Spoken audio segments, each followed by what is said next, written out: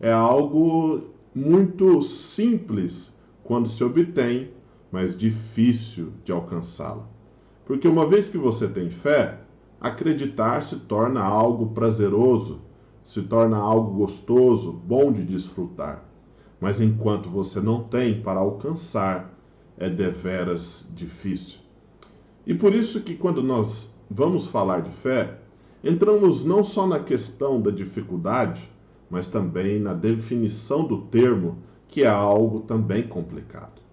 Muitos poderiam dizer que fé é apenas um pulo no escuro, ou seja, você entra em algo ou faz algo sem ter nenhuma base e simplesmente crendo que você vai ser bem sucedido naquilo.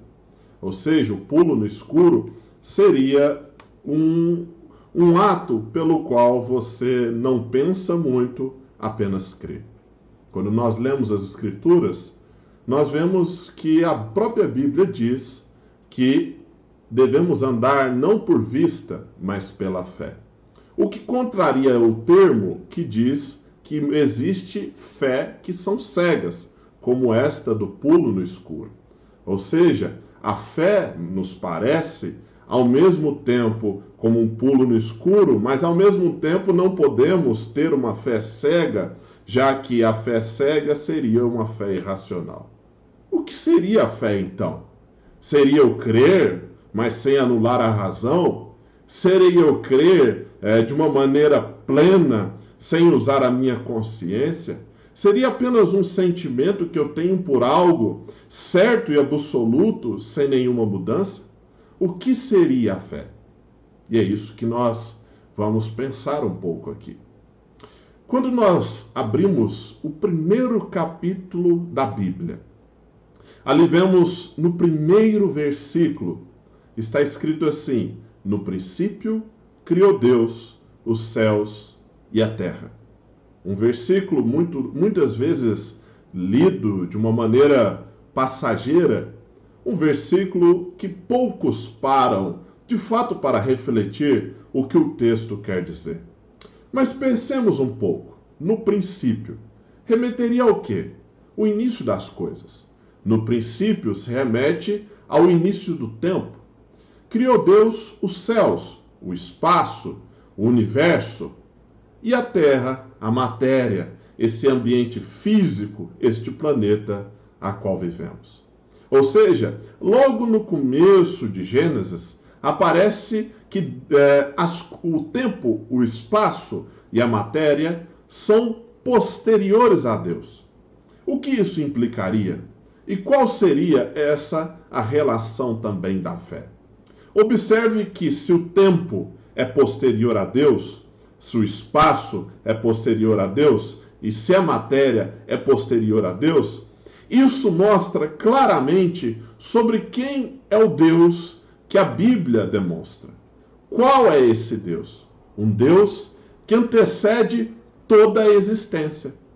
Existe uma teologia chamada teologia apofática que não define por completo o termo, porque eu acho que ela falha em certo sentido, e eu acho que é uma teologia que se encaixa mais nessa visão, a teologia perceptivista, que eu tenho desenvolvido também em alguns trabalhos meus. A teologia apofática afirma a seguinte questão: Deus não pode existir. Porque se ele existisse, ele não seria Deus, porque a existência é algo muito pequeno para contê-lo. Ou seja, quando ali em Gênesis 1 fala que a existência é posterior a Deus, significa que Deus ele é anterior à própria noção de existência. Nada o limita, nada o controla. Ele é um ser livre e dependente somente de si mesmo. O que diz o pensamento cosmológico? Que tudo é efeito e causa de algo. Ou seja, eu sou o efeito da relação dos meus pais. Meus pais são o efeito das relações dos pais deles. Uma árvore é feita de uma semente, a semente é feita de outra árvore. Ou seja, a causa de uma árvore é outra árvore. Se nós andássemos em causa e efeito, até uma causa primária, chegaríamos ao que a gente poderia chamar, igual disse, a causa causadora de tudo. Chegaríamos no que seria Deus. Somente Deus pode ser a causa primária.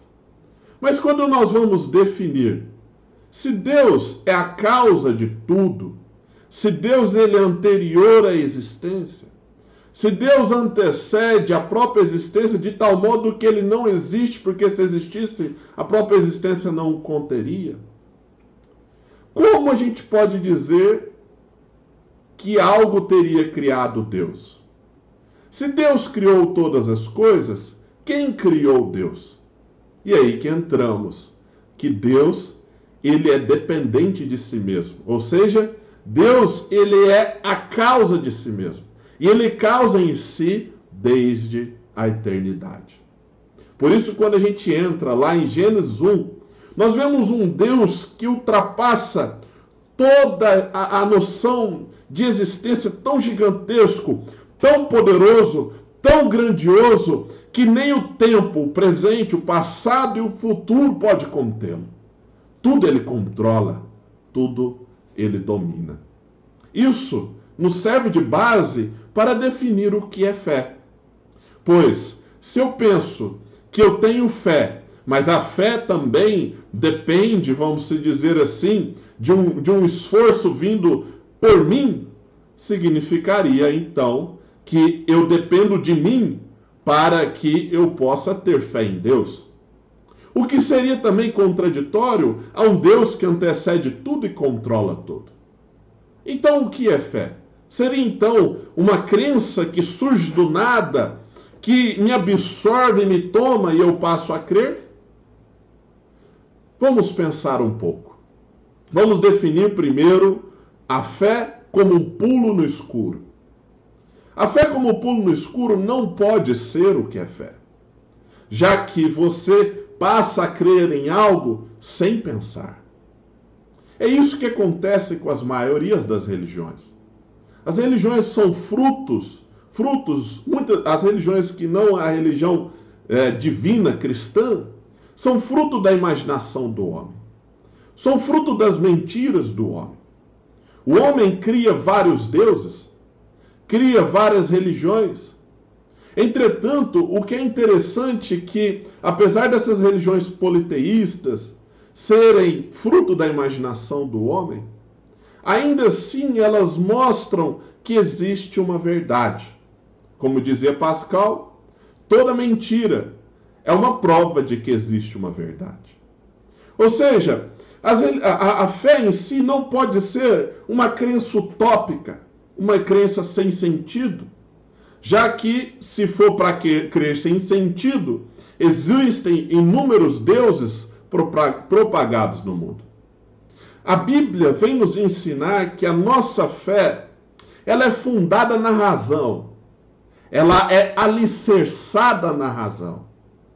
Existe uma frase que eu gosto de usar muito, como fá da fé, por princípio a dúvida. O que isso quer dizer? Que o final de nossa vida deve ser a fé. Mas devemos iniciar a vida através da razão, através do pensamento, através do questionamento. Como aquele povo em Atos que buscava saber se aquilo que diziam estava de fato escrito. Como o próprio Novo Testamento cita, explicai aos outros a razão da vossa fé. Uma fé não pode ser um pulo no escuro. Deve ser um pulo concreto, aonde você sabe muito bem onde está caindo. O nosso Deus, o Deus bíblico, ele não é uma fé utópica, sem evidências empíricas, sem evidências racionais. É um Deus que se evidencia. Romanos vem nos mostrar isso, que a evidência de Deus já é demonstrada em toda a criação. Quando contemplamos a grandeza da criação, também contemplamos ali a assinatura de Deus. Percebemos na grandeza da criação a assinatura de um Deus que antecede a própria criação. Ou seja, de acordo com a Bíblia, a nossa fé, ela deve sempre andar junto à razão e ao pensamento. Entretanto, a razão não pode ser sobremodo posta a passar da fé. A razão não pode ser sobremodo posta a anular inclusive a fé, pois senão também seria loucura. Observe então, deste modo, que a fé ela é concreta. Mas como creríamos em um Deus concreto? Que evidências tem de que o Deus que eu creio, segundo as Escrituras, é o Deus verdadeiro? Que evidências me mostram que Deus, de fato, é quem Ele é? E aí que entra o que a gente chama no campo da teologia de apologética. Procurar evidências históricas que contemplem o que a Bíblia ensina. Procurar evidências apologéticas, científicas, filosóficas, que mostrem que o nosso Deus tem uma base. Mas você sabe qual é a evidência principal de tudo isso? É o fato dele se manifestar a cada um de nós. O fato de nós, como cristãos, ao orarmos, presenciarmos que ele está conosco, que ele é verdadeiro e que ele é Deus. Irmãos, observe esta fé. E paremos para pensar como seria uma evidência de que a fé deve vir a partir da razão. Como eu devo iniciar a minha crença através da razão com o objetivo de alcançar a fé? Parece um pouco contraditório, mas observe bem. Um homem na história teve essa atitude. Ele foi René Descartes. René Descartes tem uma história bem interessante. Em um determinado momento da sua vida, ele decidiu por conta própria de que ele duvidaria de tudo, inclusive de si mesmo. Ele duvidaria que ele existisse, ele duvidaria que o mundo à sua volta existisse, ele duvidaria que Deus e as pessoas com quem ele convive e a sua própria família existissem. Ele duvidou de tudo. E é interessante que quando ele começou a duvidar, ele não conseguiu deixar de entender que ele duvidava de si mesmo. Ele não conseguia entender que ele, ao duvidar, ele pensava para formular aquela dúvida. Ou seja, quando ele duvidou de si mesmo, ele não conseguiu duvidar que ele pensava. Ele não conseguia duvidar da sua própria mente. Porque para que ele criasse aquela dúvida, ele precisava pensar. Daí surge a frase que muitos professores no colégio ensinam de maneira não completa. Ele diz, cogito ergo sum, ou penso, logo existo. Os professores, para tentar anular a defesa de Descartes sobre a existência de Deus, ficam só aí. Mas no livro dele, O Discurso do Método, ele diz, penso, logo existo, e aí ele vai explicar racionalmente que se eu existo, é uma clara evidência de que Deus tem que existir. Ou seja, se pudéssemos unir o trabalho de Descartes em uma frase, seria: penso, logo existo, logo Deus tem que existir. Descartes começou pela dúvida e pelo questionamento. E ele então alcançou a fé, uma fé muito mais concreta, uma fé muito mais madura. Observe que Tomé, que fala na Bíblia que duvidou de Deus, ele não teve como fim a fé e como início a dúvida. Ele teve como fim a dúvida e como início a fé. Tomé começou crendo em Deus, mas quando Cristo morreu, ele pôs em xeque a Cristo. Ou seja, Tomé não se encaixa naquilo que eu quero dizer. Devemos buscar por esforço próprio, entender aquele Deus que cremos.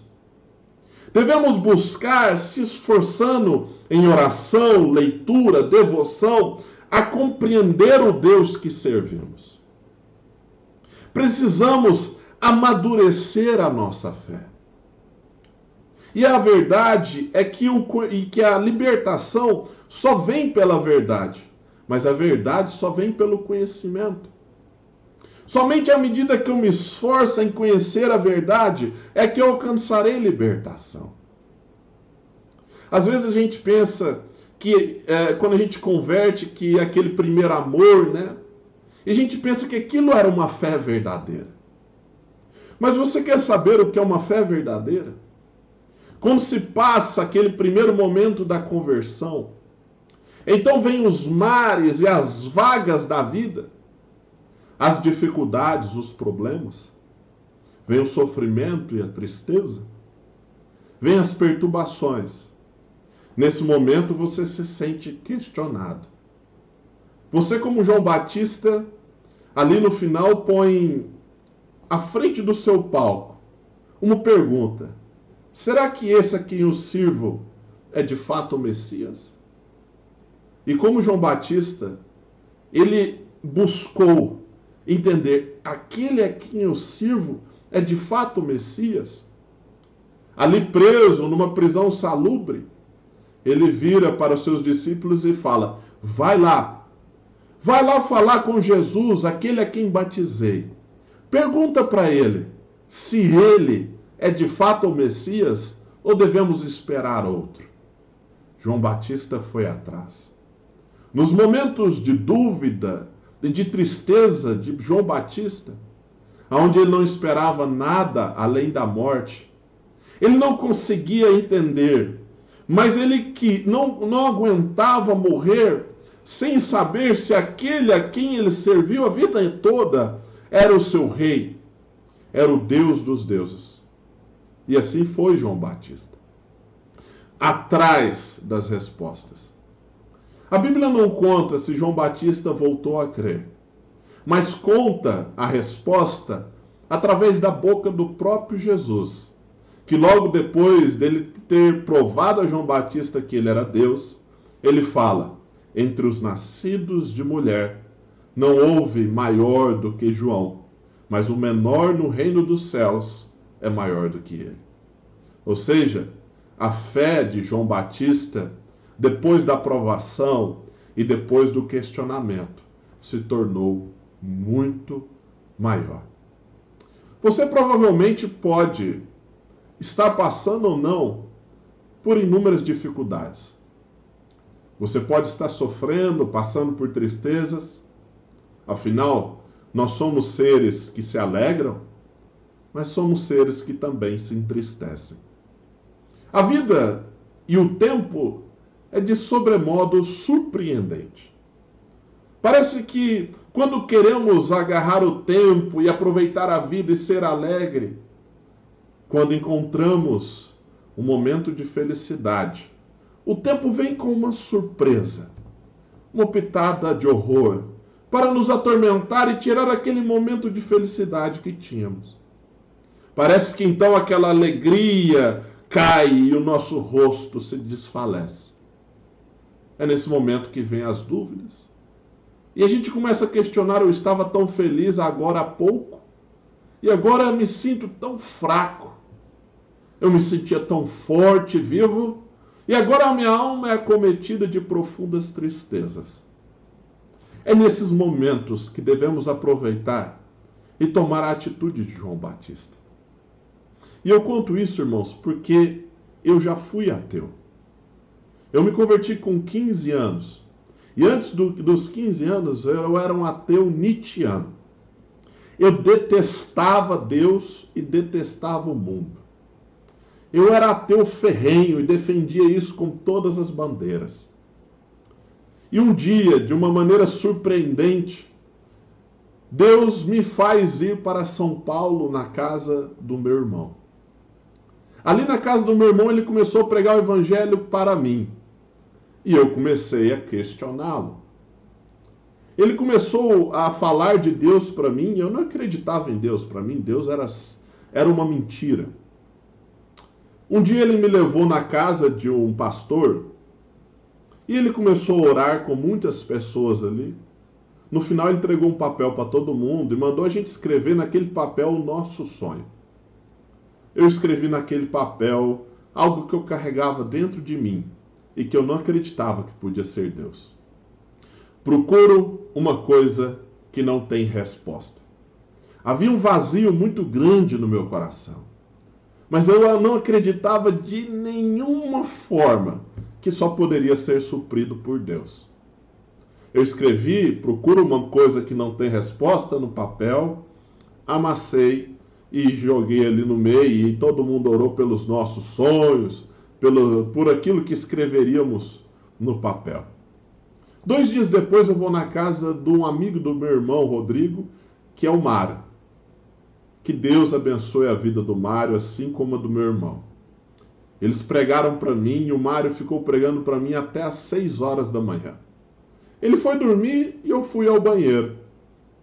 Lá no banheiro, o Mário tinha inúmeros perfumes, tinha cosméticos, e eu, curioso, fui mexer. E mexer em um dos perfumes. E ali peguei um perfume e atrás tinha um texto em vermelho. Lembre que eu tinha escrito: procuro uma coisa que não tem resposta no papel? Em vermelho no perfume estava escrito: procuro uma coisa que não tem nome. Eu viajei por todos os lugares da terra. Fui nos mares, nas cachoeiras, nos lares, mas não encontrei o que procurava. Vou voltar a todos os lugares até encontrar. O que não tem nome? O que não tem resposta? Como eu vos disse, a Bíblia diz que o tempo, o espaço e a matéria são procedentes de Deus. Ou seja, eles vêm após Deus. Deus não é um sujeito ao qual um nome pode o definir. De maneira também que por nós mesmos não conseguimos responder tudo aquilo que Deus é, já que tudo que conseguimos contemplar é apenas a existência. E ainda por cima, olhamos essa existência através de perspectivas, seja a que criamos ou as que nos são ensinadas. O que não tem nome, o que não tem resposta, era exatamente o que me faltava. Naquele dia eu saí com medo ali do banheiro, me deitei na cama e pela primeira vez na vida pedi que alguém orasse por mim. Naquela noite, ou madrugada, manhãzinha, eu me converti. Tempos depois, passei por outros desafios. Eu comecei com uma fé muito forte, devido à minha conversão ter sido bem radical. Entretanto, durante um período da minha vida, eu me pus a questionar Deus novamente. Passava por muitas dificuldades, dores que todos nós carregamos em nossas vidas. E veio ali os questionamentos, vieram ali as dúvidas, e eu voltei a pôr Deus em xeque. Foi nesse momento que, não querendo desistir tudo aquilo que eu cria, eu comecei a buscar respostas do porquê aquilo era o que eu cria. Foi então quando eu comecei a escrever meus livros de apologética. Eu comecei a construir, então, teorias dentro do campo apologético para demonstrar a existência de Deus. A minha fé, depois do que eu descobri, do que Deus me deu, que se tornou os meus livros, se tornou muito mais forte. A minha fé se tornou mais sólida, porque eu tinha passado pela dúvida, e a dúvida, uma vez sanada, torna a fé muito mais consistente, muito mais real e muito mais viva. Por mais que seja atrativo, a fé no início, por ser aquela fé de impacto do primeiro amor, eu lhe garanto que a fé depois do sofrimento é muito maior. E é exatamente isso que a Bíblia nos ensina sobre fé. A nossa fé não deve ser um pulo no escuro. A nossa fé não deve ser irracional. A nossa fé deve ser construída nas bases sólidas da razão. E quando elas são construídas, é como uma raiz de uma árvore. A razão é apenas a raiz, mas a fé é aquela árvore frondosa e cheia de frutos. Mas o que sustenta a fé e o que alimenta é a razão. Ou seja, não que a razão esteja maior do que a fé, porque a árvore é muito maior e muito mais frondosa à nossa vista, já que as suas raízes nem a vemos. Por isso a fé, ela também está sempre acima da razão. A fé, ela sobrepõe a razão e a razão é a sua serva. Devemos entender isso. Os pensadores medievais diziam que a filosofia é serva da teologia. Não devemos pôr os nossos descobrimentos ou o nosso conhecimento empírico acima daquilo que cremos. Deus é a base para tudo que cremos. A fé é a base para tudo que construo. Deus é meu guia. As Escrituras são meu guia. Não é a Escritura que deve se adaptar a mim. Não devo atualizar as Escrituras, já que, como diz Billy Graham, as Escrituras são mais atuais do que o jornal de amanhã. Devo me submeter a ela como um servo, disposto a aprender com o seu Senhor. Se nós lermos ela com humildade, mesmo porque quando a lemos de primeira, surgirão dúvidas. Surgirão momentos em que você vai ler a Bíblia e vai falar, peraí, eu não concordo muito com isso.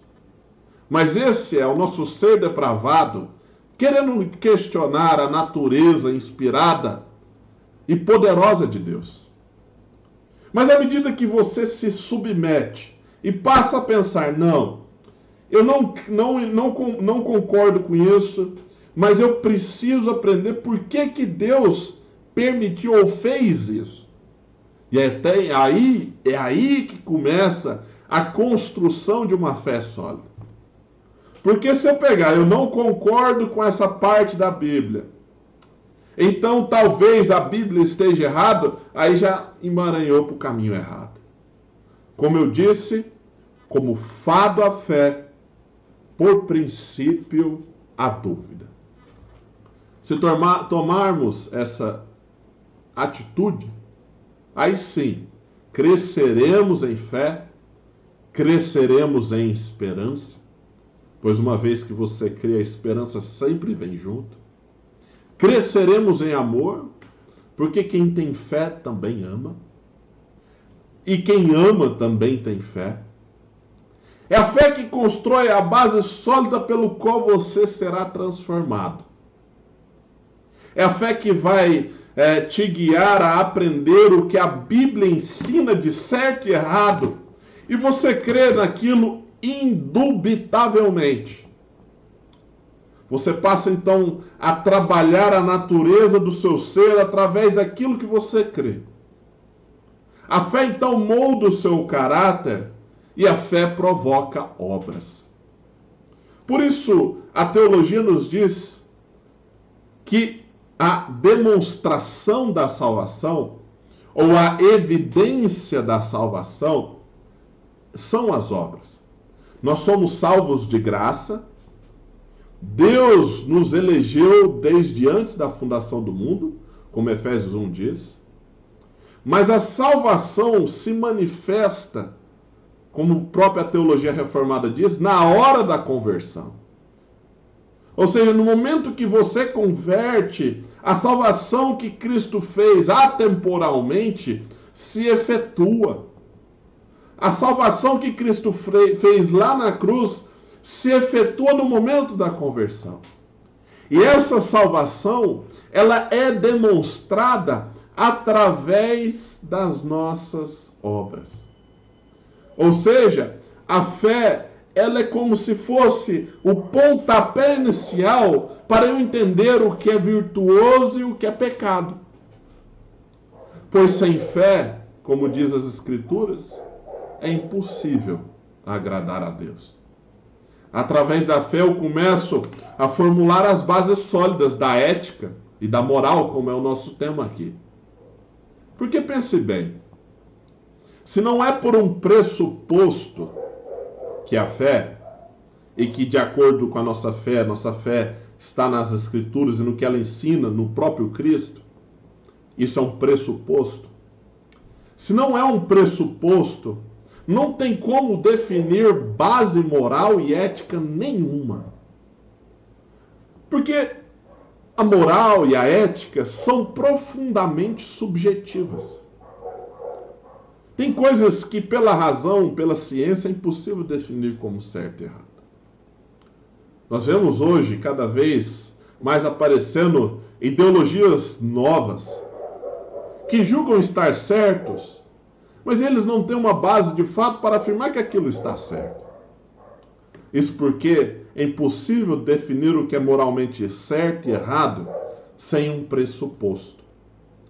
As ideologias que temos hoje são bases de pressupostos de outras ideologias do passado. Por exemplo, hoje o homem entende que viver a vida é desfrutar dos prazeres da vida. Isso não é uma ideologia ou teologia cristã, de maneira nenhuma.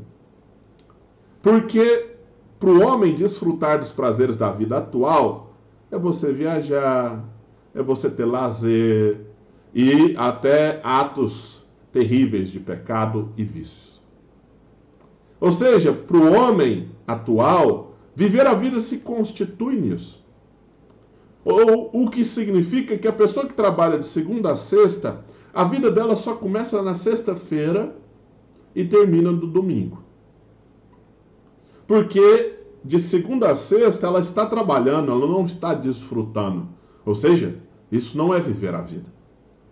Por isso existem aquelas frases happy hour, sextou, porque é o momento que realmente somos alegres. E é o momento que realmente somos felizes. Mas isso, na realidade, não procede da Bíblia. Procede de pensadores anteriores a isso. Como, por exemplo, Nietzsche. Nietzsche dizia que a verdade constitui na sua vontade. Ou seja, a vontade que você tem, seja boa ou má, aquilo é o que importa. Nós vemos outros homens dizendo, como por exemplo Foucault, que o prazer é que traz sentido a tudo. Foucault era um sadomasoquista que adorava frequentar lugares cheios de homens e que um dia, onde ele quase morreu, onde ele sofreu um acidente, ele disse que foi o melhor dia da vida dele. Porque ali no momento da dor da morte, ele sentiu o prazer dela. Ou seja, esse pensamento que nós dizemos ser atual, contemporâneo e verdadeiro, que às vezes infiltra o nosso próprio pensamento para nós, que somos cristãos, não procede de Cristo. A Bíblia vem nos ensinar várias coisas do que é viver a vida. E dentre elas, da mais importante, é glorificar a Deus. E nós glorificamos a Ele através das nossas obras, através da nossa atitude e através da nossa fé. Viver a vida também está no trabalho. Viver a vida está lá. E fazer o trabalho para a glória de Deus. Uma vez chegaram a Lutero e perguntaram para ele, um sapateiro: o que faço, Lutero, para ter uma vida com Deus, servir a Deus de todo o coração? Lutero, um homem sábio, respondeu: vá, faça um bom sapato e venda por um preço justo. Ou seja, viver a vida, por mais antagônico que pareça para a nossa sociedade contemporânea, também é trabalhar. Servir a Deus também é trabalhar. E trabalhar honestamente. Mas também são os momentos de lazer e prazer. Mas prazeres que também não são antagônicos às virtudes e às morais cristãs. Viver a vida, portanto, É uma grande esfera de coisas, onde todas essas coisas têm como último e final objetivo a glorificação de Deus. Ou seja, viver a vida sempre deve ser uma relação de coisas cuja base não foge daquilo que as Escrituras me ensinam como base existencial. A Bíblia é meu norte do que é certo e errado. A Bíblia é a base pelo qual eu andarei nessa terra. É como esse óculos que eu uso. Eu posso enxergar a vida de várias formas. Eu posso enxergar a vida de várias maneiras. Mas o fato de muitas pessoas enxergarem várias maneiras não significa que não exista uma maneira certa. Na realidade, o fato de existirem muitas maneiras significa que existe uma maneira certa. Ou seja, a Bíblia é o meu óculos. Através dela eu enxergo a vida, a minha cosmovisão. E através dessa cosmovisão eu vivo a vida. Quando entendemos isso, entendemos que Deus é um Deus soberano e gigantesco e que Ele é a base pelo qual eu vivo, nós teremos muito mais tranquilidade, pois não vamos ficar preocupados demais com o futuro, já que o tempo que eu vou viver nessa terra é o tempo que Deus quer. E nem sempre quem vive muito mais significa que vive bem. Às vezes, quem vive menos vive muito mais bem do que quem viveu mais. O que importa é viver o tempo que Deus quer para nós. É viver esse tempo que Deus deu para nós da maneira correta. É viver esse tempo que Deus deu para nós de uma maneira certa. Ou seja, a Bíblia deve ser o nosso guia. E a fé deve ser o nosso destino final. O livre exame das Escrituras, uma base do pensamento da Reforma Protestante, deve ser o início de nossa fé. Como eu disse e termino por aqui, a fé é o nosso fado. E o princípio, a dúvida, o estudo, o esforço